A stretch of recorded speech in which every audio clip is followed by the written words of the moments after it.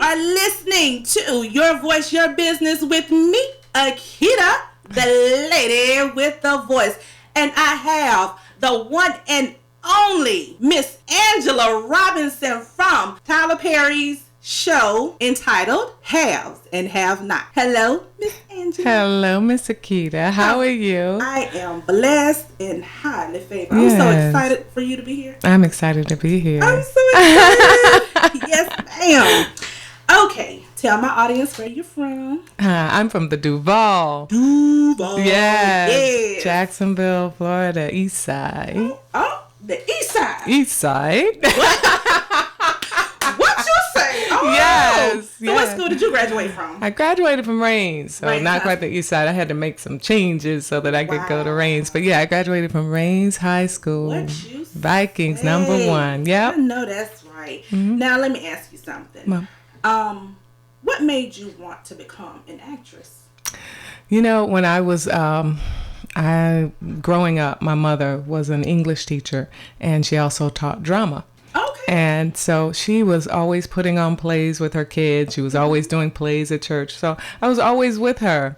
And she did this one musical years ago called Bye Bye Birdie. And it was at Douglas Anderson years ago, long before you were born. But years ago, and it was at Douglas Anderson when it wasn't a performing arts school. It was just a regular high school. Okay. And it was their senior production of Bye Bye Birdie. And I sat in the stands and watched that production and listened to the cast album back then probably every day. And I just really knew that musical theater was something that I was in love with and that I desperately wanted to do. I did not know, though, that it was something I could make a living at. I just thought it was something that would be a wonderful hobby. I had no idea that people did it for a living. Yes, they do and do well. Yes.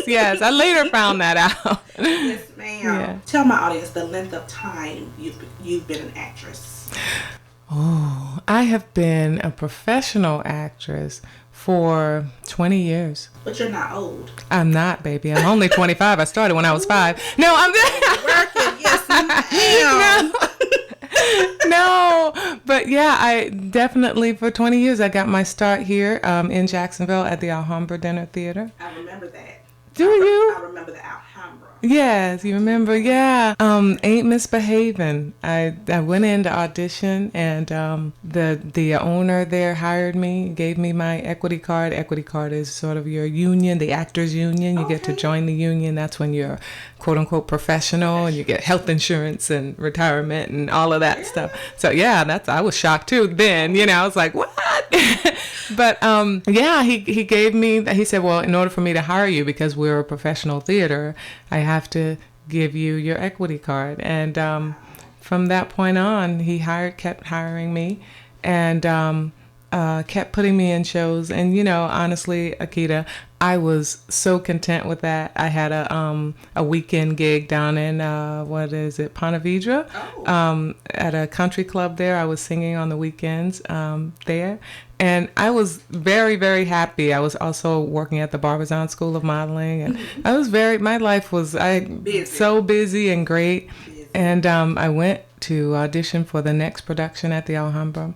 And the owner there said, I'm sorry, but we're not going to hire you next season. And I said, what? I said, why? What what did I do something? What's going on? And he said, it's just time for you to go to New York. And he said, I don't say that to everybody, but you've got to do this. And now is the time for you to do it. And if I keep hiring you, you never will. So. Ooh, he believed in you. He did. He pushed me. He believed in you. You know what? I saw you. I remember you. Uh-oh. Oh, Lord. No, it's all good. Okay. Like, literally all good. Okay. You were on Law and Order Special Victims Unit. Yeah. You played Miss Will. Mm-hmm. Now, tell me, what was your experience working on that awesome show? It was so much fun. Mr. Ice T was in the scene, I see. and a few other people, and I had never, worked on SVU before, so it was just a whole lot of fun. I was awestruck and starstruck, and like, okay, remember you? Of course. But you were a rising star. Yeah, but not in television. I was just, on stage, and I'm awestruck all the time, though. Oh my goodness. I'm my really goodness. shocked that you're still starstruck. Oh. You are a star. Like, you are a big No. star. Yeah, you are. Now, I'm awestruck looking at you. oh, whatever. I am, because I so love that you're following your passion and you're doing your thing, and that's so great. I love it. Yeah. I love it. You helping me. You're helping me because of who you are, and I appreciate that. Bless you for that. Now, have you ever worked with Stage Aurora? Yes. Oh, well, Daryl is a good friend of mine. Yes. What advice can you give those that are coming up wanting to be actresses and actors? What would you tell them? Oh, wow. I tell them all the time. We teach acting sometimes at Stage Aurora. But I would tell them to do it. See, when there's something deep in our gut of something we want to do, it's deeper than just, I want to do this. Those desires are placed in you for a reason. God gives you that.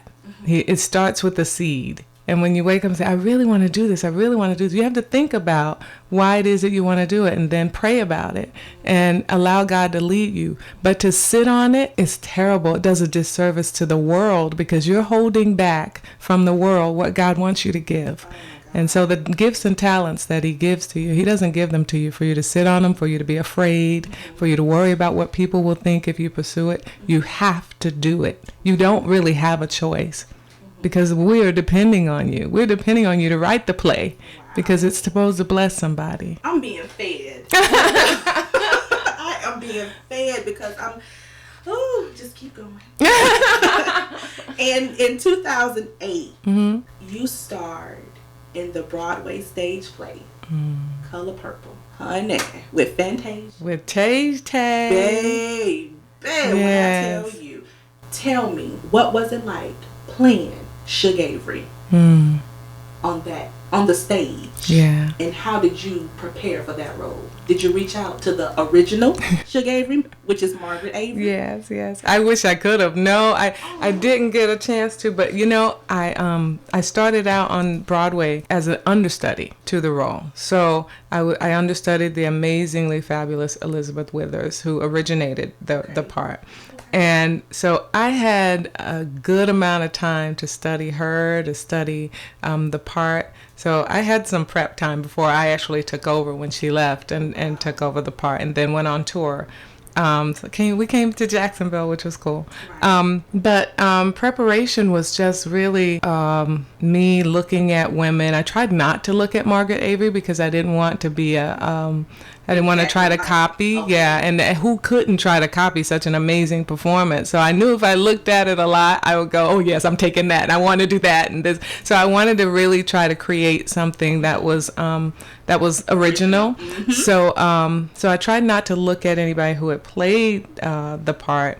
But what I did was try to look at women that sort of exhibit those types of qualities: strong, beautiful, somewhat troubled women. Right. Billie Holiday is somebody that's similar. You know, a lot of those artists from the 30s and 40s struggled, but were extremely successful and very strong. You know, so I love Suge Avery. I love her. I would love for you to just say it. What? You show is ugly. I wanted you to say that. That's what I wanted you to say. When I tell you, when you said, I was like, oh my God, she got it. Uh-oh. You got it. Uh-oh. Okay, you starred in Tyler Perry's new hit show entitled The Haves and the Have-Nots. And the Have-Nots. Mm-hmm. As Veronica Harrington. Yes, ma'am. I love Veronica. Veronica Harrington is a self-made millionaire. You don't get to see black women in that role very often. She was an attorney, a very accomplished attorney, and she found herself addicted to painkillers and was not happy with the rehab facilities that she was going to. And so she decided when she kicked it, she was going to start her own rehab facilities, and they made her wealthy. So she's worth millions. And she's married to a judge. Yes, she is. And who's a handsome man. And she has one son. And so, yeah, that is Veronica Harrington.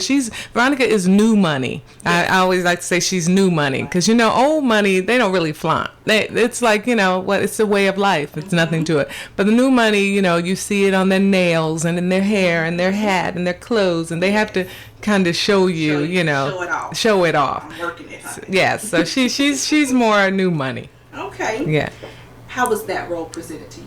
How did the phone call come? The email? Who said I want her to come and be on my show? I want her. How did it all come about? I would love to know. You know what, Akita, I was doing what I love. I always say, go on about your life and do what you love and do what you're supposed to be doing, and the rest will happen. Yes. So I was in a musical in Atlanta called Into the Woods. Okay. And I was playing the witch, which was like a dream role for me. But you're not mean. And, well, I'm not. No, I'm not. But I love playing those parts. So I was playing the witch, and and it was just like offered to me to go to Atlanta and play it. I didn't even audition for it. And yes, it was just offered. A young lady couldn't do it, and they needed someone and called and offered it to me. So I was like, oh my goodness, my dream role. I'm gonna go and do it. So I said, I'm going to Atlanta. I hope I get to do one of Tyler Perry's shows. I hope I get on. At that time, it was Meet the Browns and House of Pain. Right. And so, as God would have it, one night the casting director was in the audience. Stop it. Yeah, and I know, as God would have it, and she called my agent and said, I want to see her for Meet the Browns. And so I went in for Meet the Browns. It was an episodic. I would play I don't remember, a hospital administrator. It was for one episode, one time. And went in, auditioned, so excited, and I didn't get it. And I was so disappointed. I was like, my chances, I was leaving to go back to New York maybe in 2 weeks. So I was like, my chances of going back, I'm leaving. So, went home and was like, wow, I didn't get to do a Tyler Perry show. Akita, a year and 3 months later, they called me for Veronica Harrington. Yeah, I had to audition. They called and said, can you put this scene on tape and send it to us tomorrow? And did that. See, it wasn't in vain. It wasn't in vain. Oh, my God. That's what you call God's will. So when you think it's rejection, it's really redirection. That's it. Oh. Did you get that? You know what? Okay, now tell me this. What's it like working with Tyler Perry and Oprah? Well, I'm madly in love with Tyler Perry and Oprah, of course, but we didn't have a day-to-day with Oprah. Okay. It was a day, Tyler Perry directed every episode, so and he wrote every episode, so we were with him every day. He doesn't disappoint. He really is the hardest working person I've ever met, but his work ethic is perfection. I mean, he's there when we get there, he's there when we leave. We start every single day of shooting with prayer. Oh, that's that. Cast and crew. That's the key, honey. And he really cares. He's really invested in the characters. Yes, definitely the characters. You would expect that. He wrote them. But it goes deeper because he also cares about how the characters affect you and how it pertains to your life. So I think very highly of him. And the studio that he's built in Atlanta, it's state of the art. You won't find anything like that in this country. And so he's to be proud of and admired. And that's not just because he's my boss. But when you listen at Tyler's testimony and where he came from, it's like, this man is self-made. Yeah. Nobody made him but God. Nobody strengthened him and brought him through what he went through but God. Yeah. So he's a self-made. Self-made. And he has not forgotten. And that's what I love. Yeah. Because you see some of the same people in his show. Then he gives people their own show. Television shows, I was like, my God, who does that? Yeah. Tyler Perry do it. I know. Yeah, he's an amazing man. You know, he's all about business. So on the set, it's not like he's my best friend and that, you know, we hung out because it was really all about business. Right. So my comments to you are not because we're like best friends and we hang out. They're because of what I observed. Right. That's really where they come from. He's still your boss. And he's my boss. Yeah, that's right. And Oprah, I don't, you know, I haven't had that much time with Oprah, but I feel a connection because she also produced The Color Purple. So I'm like, oh my goodness, I'm back with greatness. Yes. So, and she's a blessing. She's a blessing. It's like, oh my God, I love Oprah. Yeah. I had a chance to meet her crew one time when I was in Atlanta.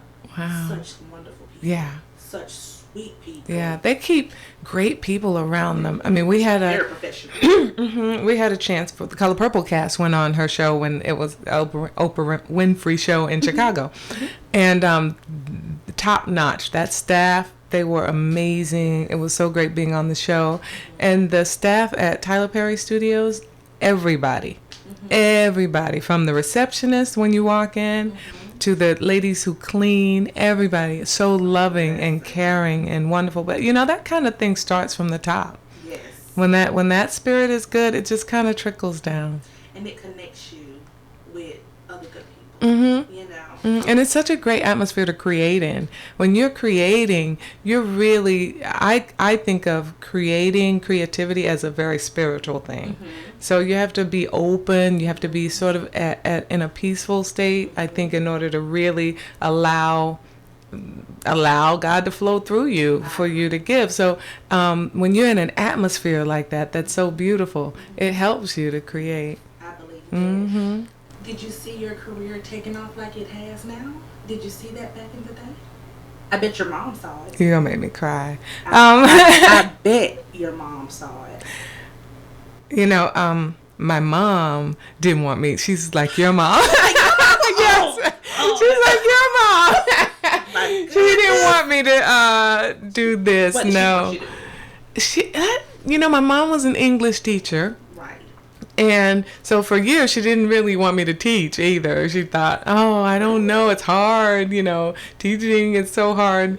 But later, because I used to go out into the schools and be a guest teacher through my job at Barbizon when I was in Jacksonville. And she said, you know, I think you have a gift for that. I'd rather you teach.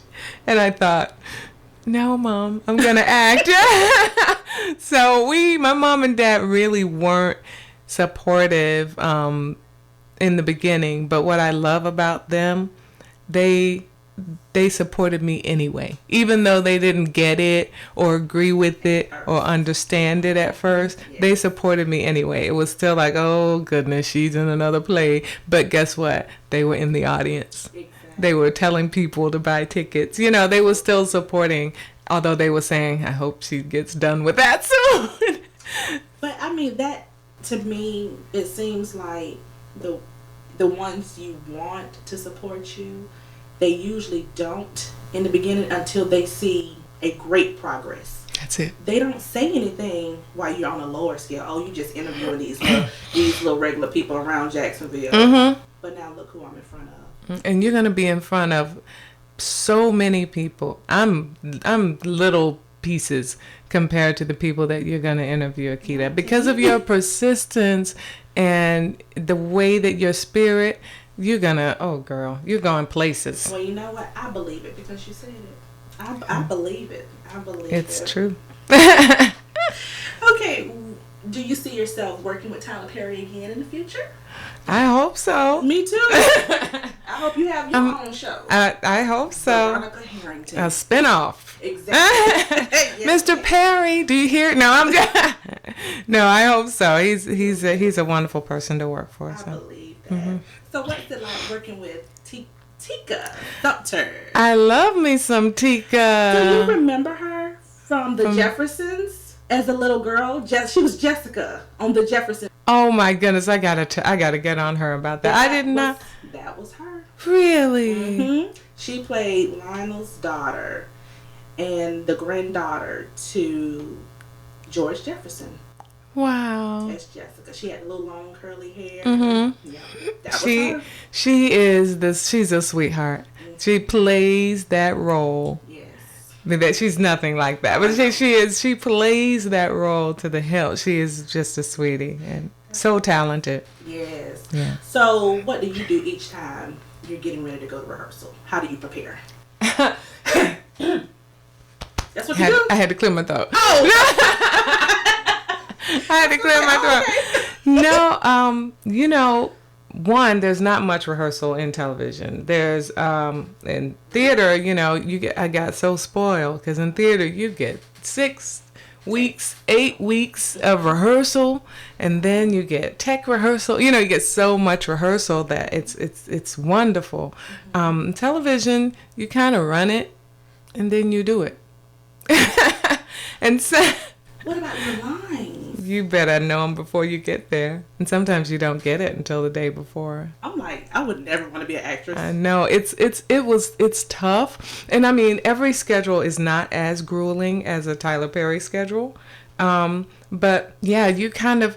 I think what happens anytime in life, but definitely in this, I think what you've done in the past prepares you. And then, so instead of preparing, you're already ready. That's true. And so you just learn your lines and go do what you've prepared to do. So you have a lot of downtime, like to prepare for your lines before you get to the studio. Like, say for instance, you just shut yourself in a room and just read your lines. Yeah. How long do you do that? However long it takes. Sometimes if we get the script, let's say at 7 p.m. And we have a call, let's say at 7 a.m. Then I could stay up really late, depending on how much of that episode I'm in. But what I did find was that as time passed, that got easier. I don't know. It's just a muscle in your brain that gets strengthened and it gets easier. And I've heard soap opera actors say, oh no, I have no problem with lines. And I think it's because it just gets easier with time. I have no idea how, but it does. Seeing yourself on TV. Horrible. Horrible. I hate watching.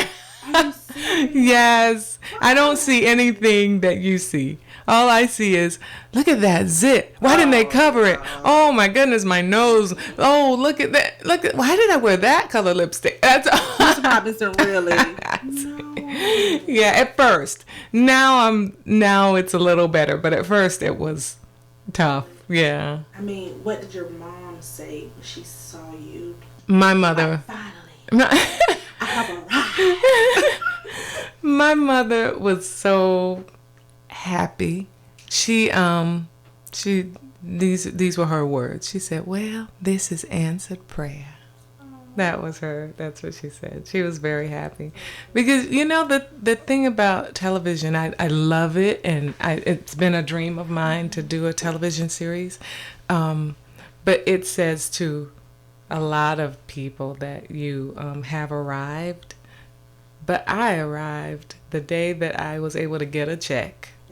Doing what I love. Oh my God. So it's just an extension of that to me. It just feels like that was arriving, saying, oh my goodness, I'm doing this and they're paying me for it. Yes. I'm actually doing it. So you feel like you arrived back in the way day. Back at the Alhambra, I had arrived. But now. And every step is an arrival, every step. Like my first Broadway show.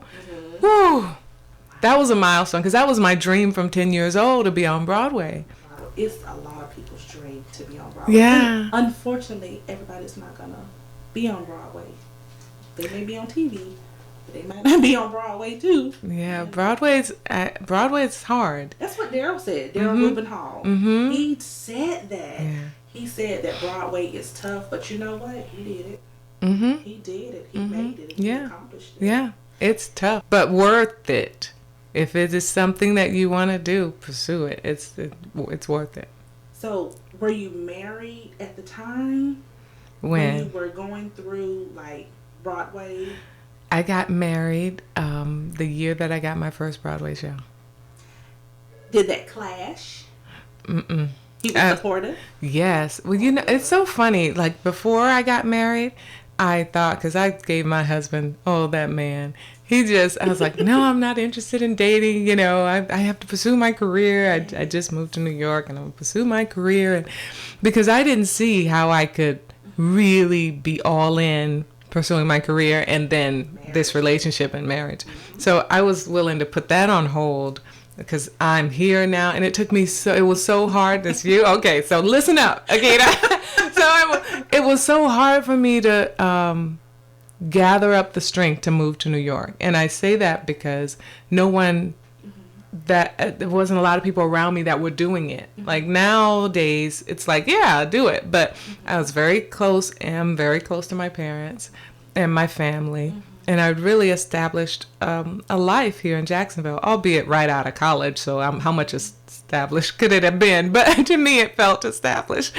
And so it was hard to go somewhere where I knew no one. I didn't know what the outcome would be. I had no idea if I would be successful, to just on a whim and a dream to go. Most people do. Yes. But you did it. Yeah. And so. You made it. Oh, you're so sweet. Yeah, you made it. Yeah. People all around the world came to see the color purple all over. Yeah. Seriously. So, but I didn't know so when I got there, I wasn't going to let some man, take me off my goal, take me off my, so that sweetheart of a husband of mine, it's been 17 years we've been married. Oh my God. But you're not old. I know, girl. Keep talking to me now.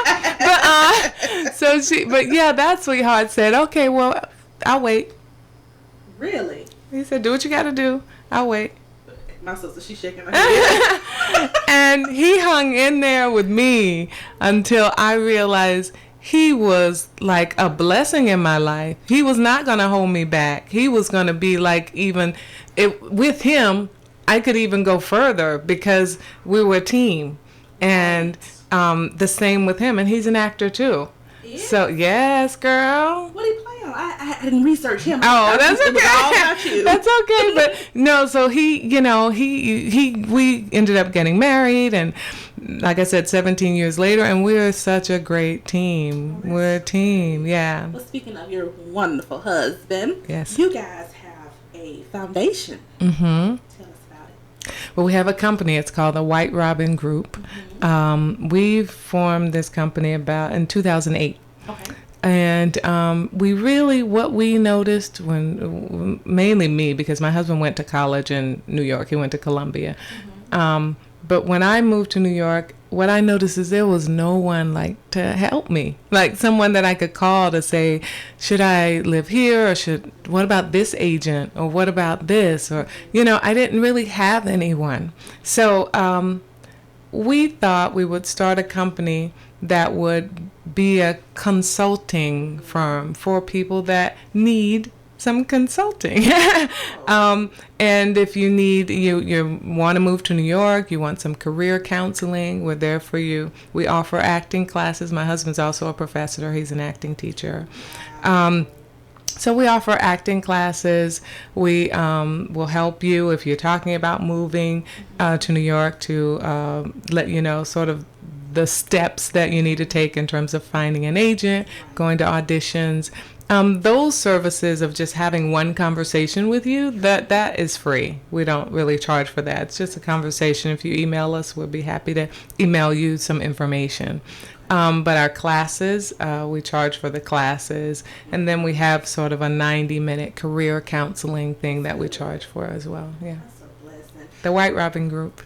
You can find us at www.whiterobingroup.com.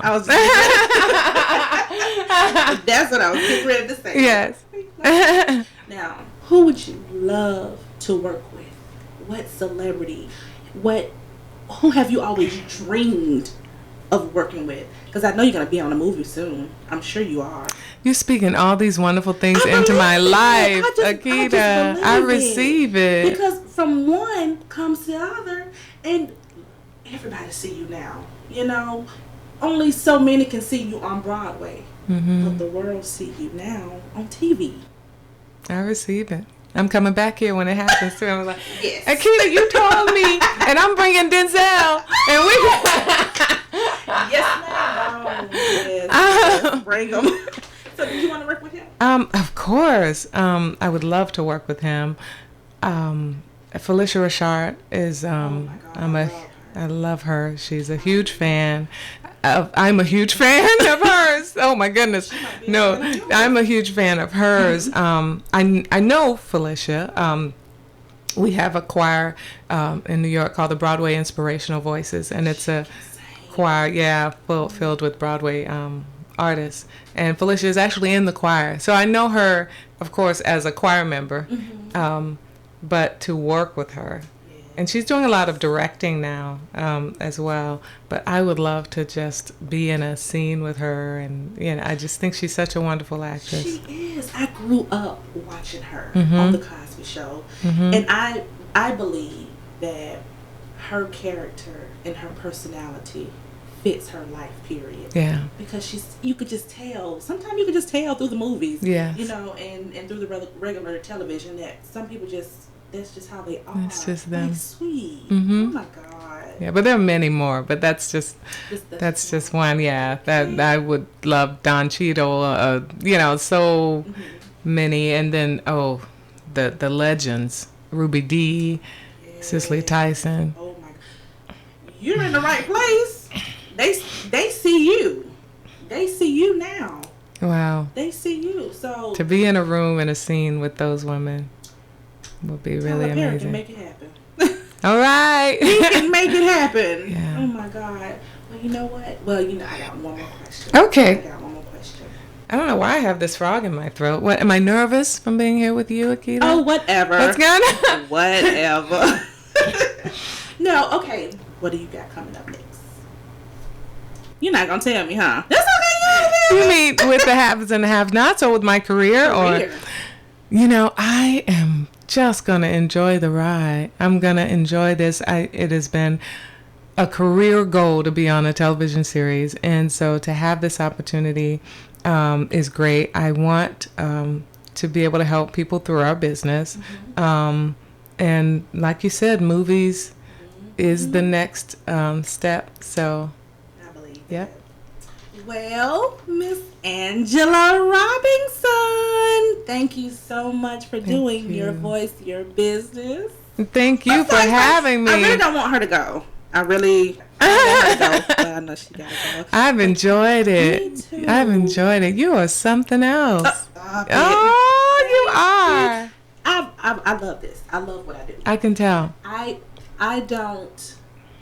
promote and I advertise, but I do it for people that need an outlet. But you already have an outlet, so you're helping me.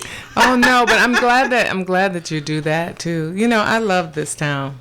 Yes. So the fact that you serve here, this is home for me. No matter where I live, this will always be home for me. So. Yeah. What church did you grow up in?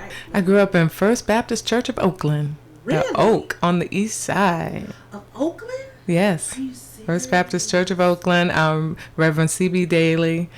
Reverend Daly and his son now is a pastor. Wow. Reverend Torrin Daly. I grew up there, and then I went to when I came back after college. You go to college and you get all you have. I accepted the Lord and started finding my own way, so to speak. And so when I came back from college, I went to Joint Heirs Christian Center with Pastor Thomas. Okay, right down the street. Wow. Yeah. When they see you now, it's like, do they see you? Do you go and visit? Mm-hmm. Yeah, I go and visit. I go. My mom, of course, went. You coming to church on Sunday, and I have friends now from my high school that are pastors. So, Rodney Washington.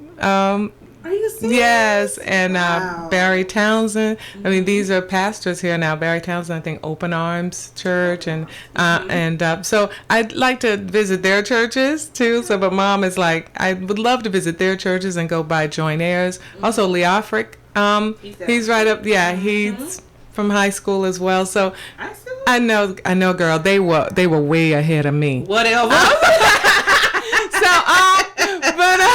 But yeah, so all of these friends that are pastors now, I would love to go to their churches, but Mama is always like, "Oh, you coming to First Baptist?" Yes, which is great too, because I love everybody there. So that's good. Well, thank you so much for doing my show. Thank you, my love. I'll be back anytime. I'll bring Denzel. Oh, you know what? I received that. I received that. Well, this has been Your Voice, Your Business with me, Akita, the lady with the voice. Until next time, same place, www.yourvoiceyourbusiness.com.